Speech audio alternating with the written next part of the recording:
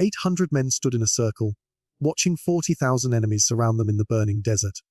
But instead of fear, these Vikings were smiling, because they had come here to die, and they were about to take every single one of their enemies with them to hell.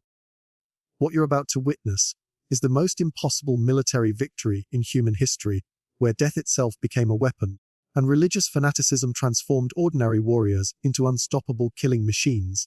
By the end of this story, you'll understand why this single battle changed the course of warfare forever, and why some historians still refuse to believe it actually happened. The blood was still wet on their axes when they learned about the Holy Land.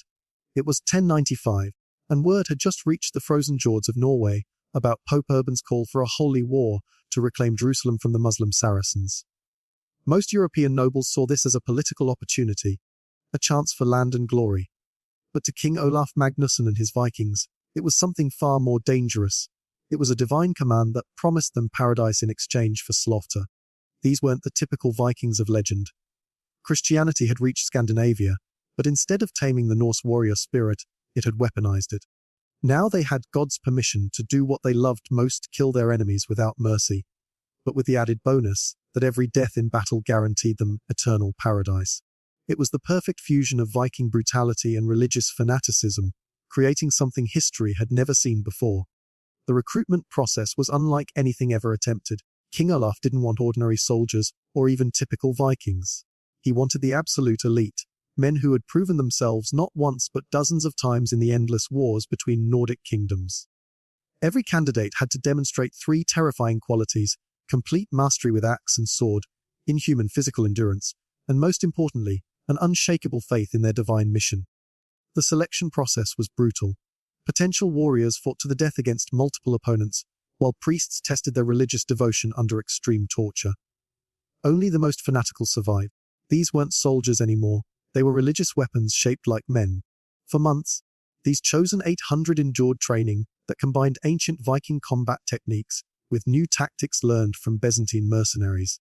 They learned something Vikings traditionally never did: fight as one perfect killing machine instead of individual berserkers.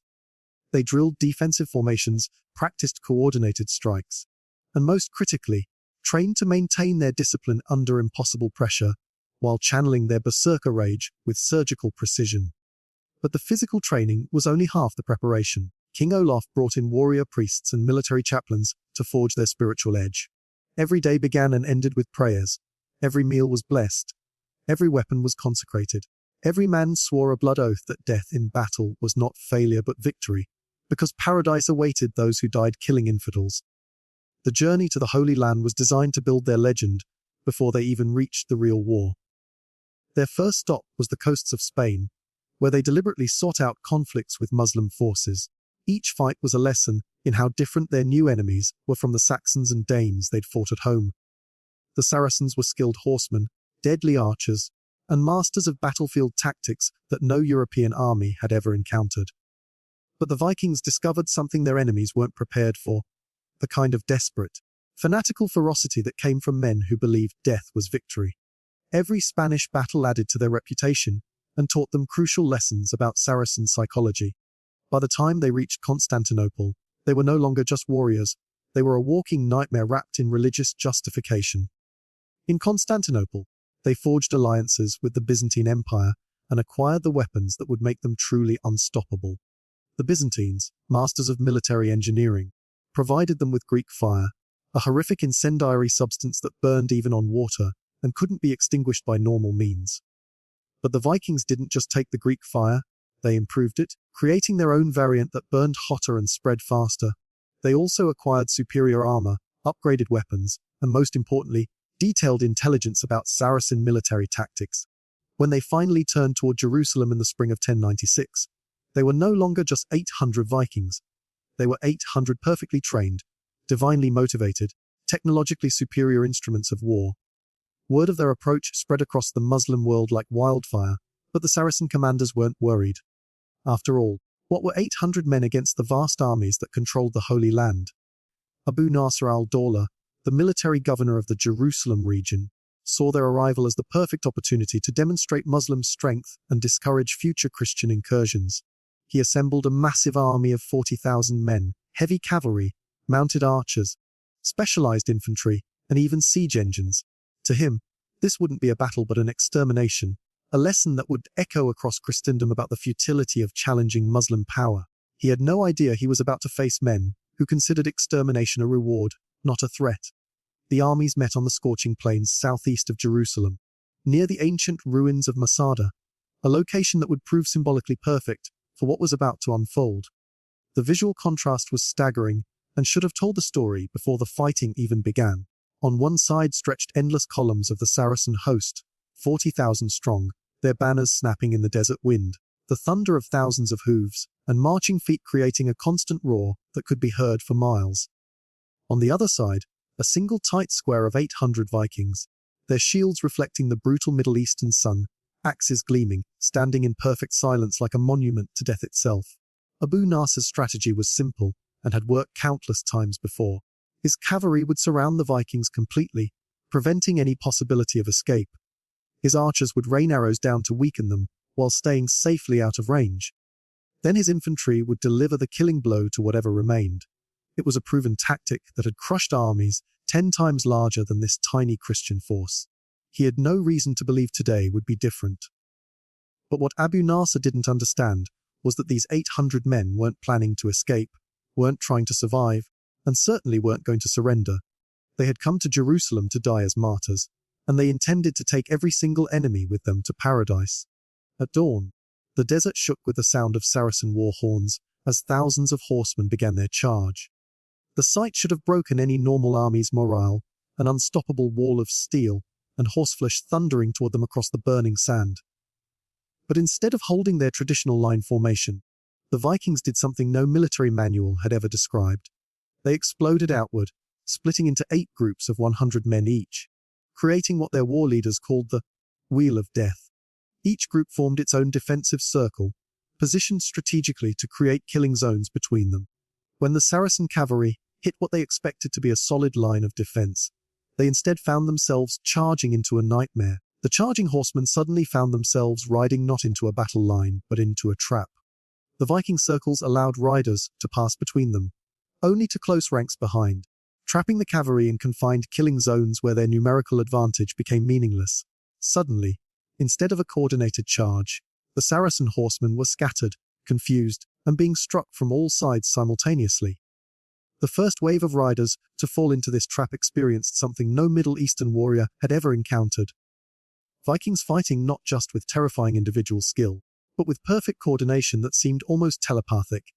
Every axe strike was supported by a shield. Every defensive move created a counterattack opportunity. Their movements were so synchronized, they fought like a single organism, with 800 deadly limbs. But what truly horrified the Saracens wasn't the Viking tactical brilliance. It was their complete immunity to fear, pain, and the normal human survival instinct. These men had entered what their ancestors called the berserker gang, the battle frenzy. But now it was supercharged by religious fanaticism. They weren't just warriors in a trance.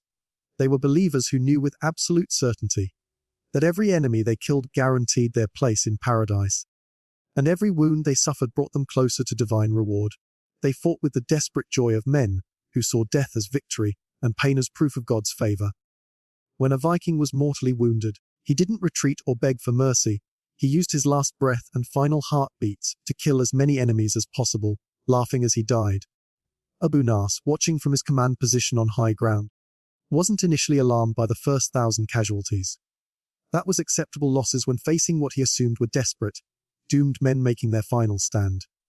He quickly ordered a second assault, this time using mounted archers to maintain distance while raining arrows down on the Viking positions. But the Norse warriors had prepared for this exact tactic during their months of training. Using shields taken from fallen enemies, and whatever materials they could find, each group had built temporary fortifications that could deflect the arrow storms. When the deadly rain fell, they simply waited patiently behind their improvised walls for the perfect moment to unleash hell. What came next, Muslim chroniclers would later describe as a glimpse of supernatural horror made manifest on earth. The Vikings didn't simply defend against the arrow attack, they turned it into an opportunity for the most devastating counterattack imaginable. During their alliance with the Byzantines, they hadn't just acquired Greek fire, they had perfected it, creating an even more horrific version that burned hotter, spread faster. and was virtually impossible to extinguish. As the Saracen mounted archers closed within range, thinking they were safely picking off doomed enemies, the Vikings launched hundreds of incendiary projectiles simultaneously.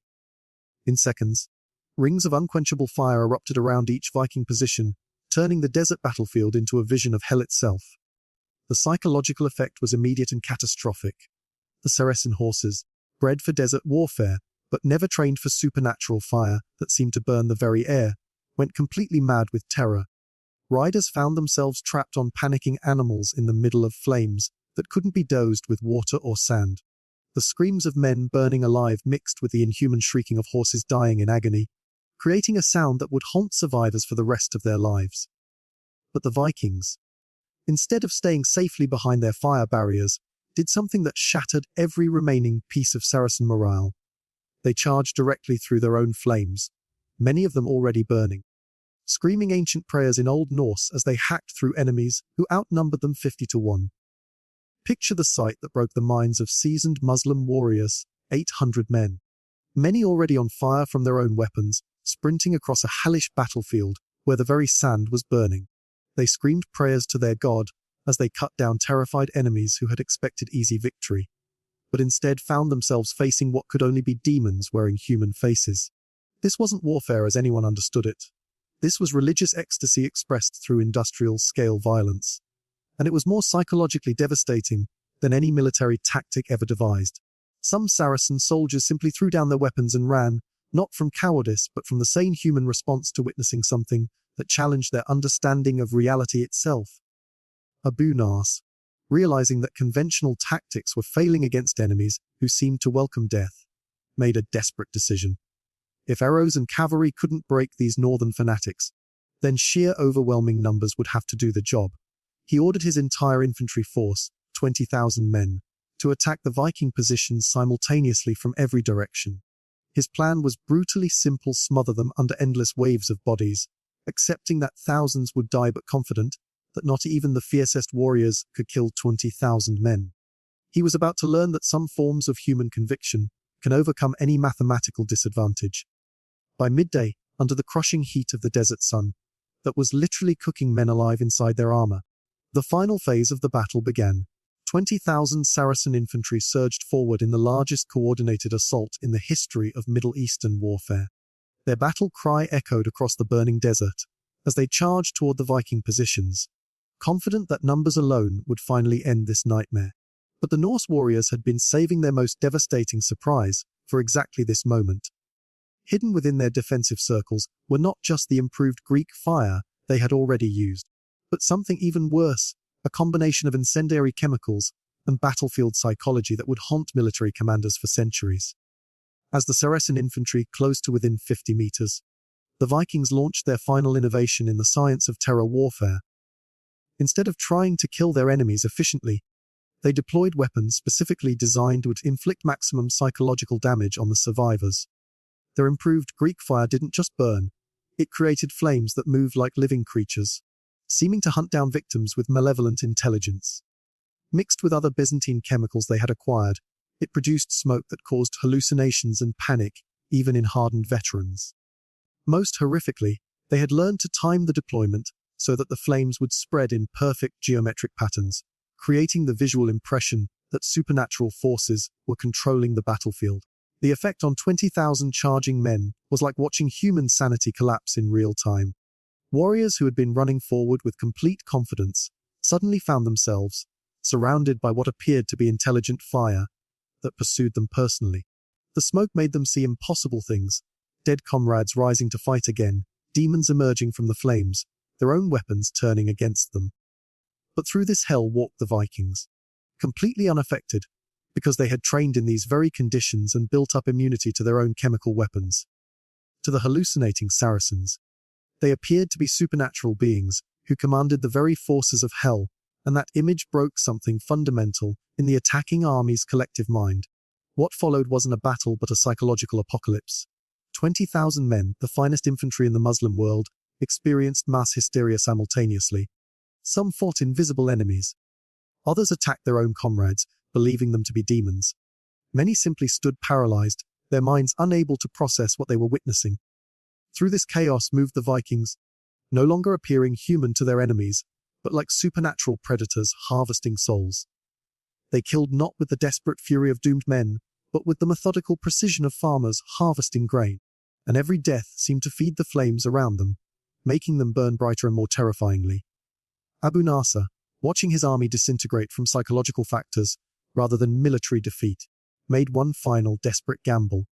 He called upon his personal guard, 2,000 of the most elite warriors in the Islamic world, veterans of countless campaigns who had never known defeat. If anyone could restore order and destroy these northern demons, it would be them.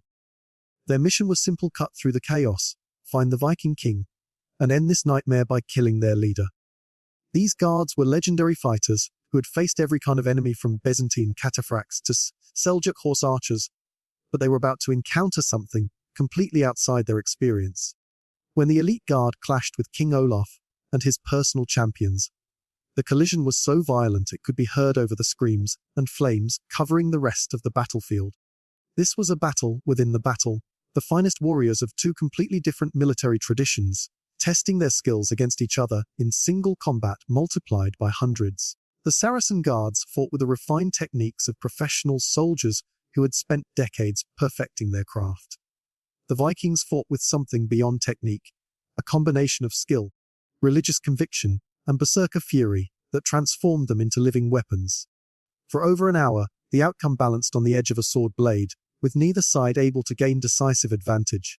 The duel that would decide everything came when King Olaf found himself facing Abu Nasr in personal combat. Abu Nasr was no ceremonial commander. He was a warrior who had trained in the finest schools of swordsmanship in Damascus and had survived dozens of personal duels. His skill with curved blade and shield was legendary throughout the Islamic world. But Olaf represented something entirely different, not just individual prowess, but the fusion of Viking battle tradition with religious fanaticism. When their weapons first met, the clash rang across the battlefield like a bell tolling the fate of 40,000 men. The duel lasted only minutes, but those minutes contained the essence of two civilizations in armed conflict. Abu Nasr fought with technique, experience, and the desperation of a commander who knew his army's survival depended on victory. Olaf fought with something that transcended normal human motivation, the absolute certainty that God himself guided every movement of his axe. When the Viking king's weapon finally struck its fatal blow, it wasn't just the death of an enemy commander, but the psychological collapse of an entire military force.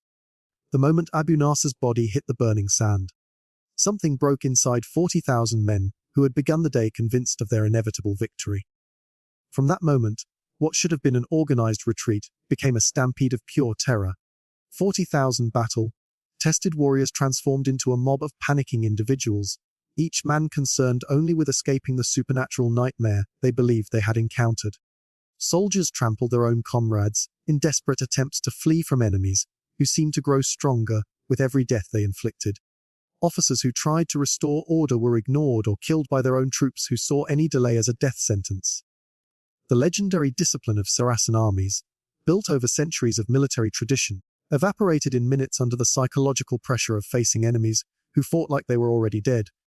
King Olaf, seeing 40,000 enemies in full flight, gave the order that would transform this victory into one of history's most complete annihilations. Let none escape to spread fear of Christian weakness. This wasn't a tactical decision, but a religious one. These Vikings believed they were carrying out divine justice, cleansing the holy land of infidels as commanded by God himself. What followed was not a battle, but a 3-day hunt across the desert, as 800 fanatical warriors pursued 40,000 fleeing men with the systematic thoroughness of farmers harvesting a crop. The Vikings had spent months studying desert warfare and Saracen tactics, knowledge they now used to turn pursuit into an art form. They cut off water sources, set ambushes at known travel routes, and used their superior knowledge of the terrain to corner groups of fugitives. But this wasn't simply military strategy anymore. It had become a religious ritual. Every captured enemy was executed with prayers recited over his body, because the Vikings believed they were not committing murder, but performing holy work ordained by God. To them, every death brought the Holy Land one step closer to purification, and every prayer over a fallen enemy earned them additional favor in paradise. On the first day of pursuit, 10,000 Saracens were hunted down and killed. On the second day, 15,000 more. By the third day, Only scattered individuals remained alive from the once mighty army of 40,000. The Vikings, satisfied that they had fulfilled their divine mission, finally ended their pursuit and began the march toward Jerusalem. Behind them lay a desert filled with enough corpses to feed carrion birds for months, and ahead lay a holy city whose Muslim defenders had just received the most terrifying message imaginable. An army of northern fanatics was approaching who considered death in battle not a risk but a reward. The cost to the Vikings themselves had been severe but acceptable by their standards. Of the 800 warriors who had faced impossible odds, only 320 remained alive. But to these men, the casualties weren't losses. They were martyrs who had earned direct passage to paradise through death in holy war. The survivors didn't mourn their fallen comrades but envied them, believing they had achieved the ultimate Viking death, dying gloriously in battle while serving God's will.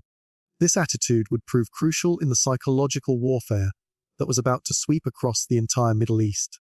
News of the massacre spread through the Islamic world faster than any military intelligence network could carry it. The idea that 300 northern fanatics had annihilated 40,000 elite warriors seemed impossible, but the evidence was undeniable. An entire army had simply vanished in the desert, leaving behind only bones and the persistent rumor of supernatural enemies who couldn't be killed because they were already dead.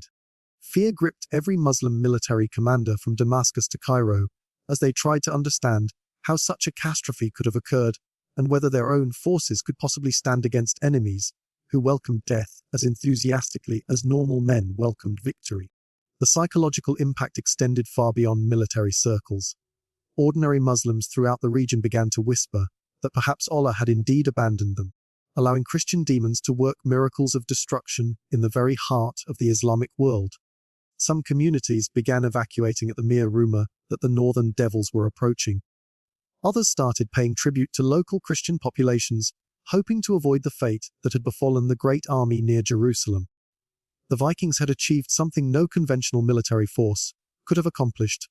They had weaponized terror itself, making their reputation more devastating than their actual presence. King Olaf and his surviving warriors wasted no time exploiting their newfound reputation as supernatural destroyers.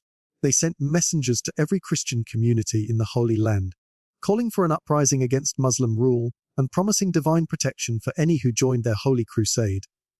The response was immediate and overwhelming. Christian populations that had suffered under Islamic domination for centuries suddenly saw hope for liberation, and volunteers flooded to join what they believed was God's own army. Within weeks, the Viking force had grown from 300 survivors to over 5,000 fanatical warriors, all united by the belief that they were participating in a divinely ordained reconquest. What followed was not a conventional military campaign, but a reign of terror that redefined the rules of religious warfare. Every victory, no matter how small, was amplified into legend through carefully managed propaganda that painted the Vikings as angelic warriors sent by God to cleanse the Holy Land. Cities surrendered without resistance at the mere rumor of their approach, and seasoned Muslim commanders, veterans of decades of warfare, refused direct confrontation with enemies whose reputation had transcended the merely military to become supernatural. The Vikings had discovered something that would influence military thinking for centuries. In warfare, perception can be more powerful than reality, and terror can be more effective than strength.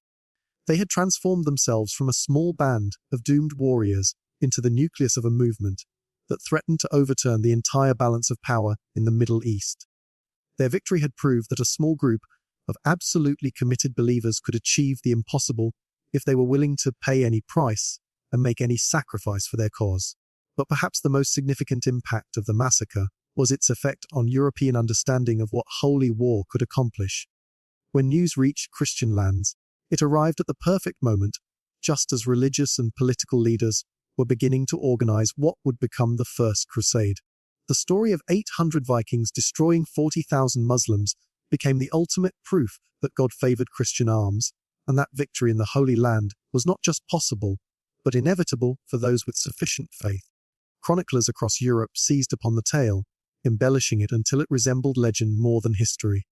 They claimed angels had fought beside the Vikings, that their weapons had been blessed with miraculous power, that no enemy arrow could pierce their divinely protected armor. Whether people believed every detail mattered less than the psychological impact. Thousands of nobles and knights, hearing of this northern miracle, became convinced that divine victory was guaranteed for any Christian warrior who took the cross and marched to Jerusalem. The massacre also established a terrible precedent for the conduct of religious warfare. The Vikings' campaign had demonstrated that absolute brutality could be justified in the name of God, and that the complete annihilation of religious enemies was not only acceptable but holy. This principle would be copied repeatedly by later Crusader armies, turning what might have been territorial conflicts into wars of extermination that would scar the relationship between Christianity and Islam for centuries. King Olaf himself did not live to see the full consequences of his victory. He was killed in 1101 during a siege of Antioch, cut down by Turkish arrows while leading yet another impossible assault against overwhelming odds. But even in death, his legend continued to grow. Epic poems were composed celebrating his deeds, churches were built in his honor, and his name became a battle cry for warriors seeking divine favor in combat. The few Vikings who survived the entire campaign and returned to Scandinavia were treated as living saints, their stories inspiring a new generation of young men to seek glory and paradise in the Holy Land. The model established by Olaf's 800, small elite units of religious fanatics capable of defeating vastly larger conventional armies, would be replicated throughout the crusading period. Military orders like the Knights Templar and the Hospitallers consciously copied the Viking fusion of martial skill with religious devotion, creating warrior monks who combined monastic discipline with battlefield ferocity. The idea that faith could be more powerful than numbers became a cornerstone of Crusader military thinking, with results that were sometimes miraculous and sometimes catastrophic. Looking back across nearly 1,000 years, the massacre near Jerusalem stands as one of history's most extreme demonstrations of what absolute conviction can accomplish. 800 men, united by shared faith and willingness to die for their cause, had achieved what any rational military analysis would have declared impossible. They had proved that the limits of human achievement are often psychological rather than physical, and that sometimes the only barrier between victory and defeat is what people believe is possible. Their story remains both inspiring and terrifying. Inspiring because it shows the incredible heights human beings can reach when united by purpose greater than themselves, and terrifying because it demonstrates how easily that same fanatical devotion can be turned toward destruction and atrocity. The Vikings who died in the desert believed they were serving God's will, but their enemies saw them as demons unleashed upon the earth. Both perceptions contained elements of truth. In the end, the massacre of the 40,000 teaches us that the most dangerous weapon in human history has never been the sword, the gun, or the bomb. It has been the absolute certainty that God is on your side. When that certainty is combined with military skill, tactical brilliance, and complete willingness to die for the cause, it can move more than mountains. It can move armies, topple kingdoms, and reshape the destiny of civilizations. The 800 Vikings who walked into the desert that day understood this truth, and they used it to write their names in blood across the pages of history.